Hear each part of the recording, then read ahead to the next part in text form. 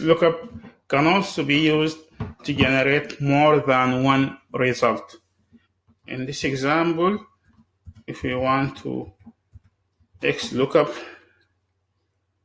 the product code in this range and then return everything in this array, and we want to close the bracket and we hit enter, then the lookup returns the total column header.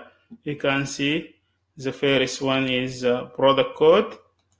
The other result are grayed out so that we cannot change it. So, and we can only change this one.